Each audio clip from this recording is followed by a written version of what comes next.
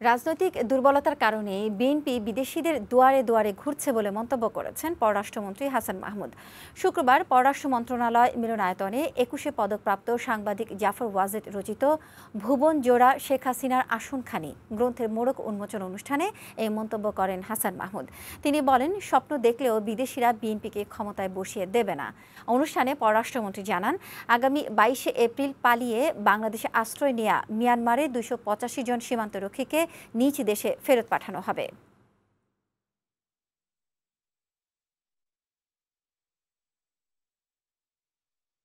গত কয়েকদিনে তারা বিভিন্ন দূতাবাসে তারা বৈঠক করেছে এবং চেয়ে তারা তাদের সাথে মিটিং এর আয়োজন করে।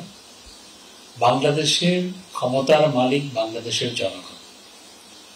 বিএনপিকে যদি জনগণের কাছে যদি বিএনপি না যায়, কোনো বিদেশি তাদেরকে কোলে করে ক্ষমতা বসিয়ে দিতে পারবে না।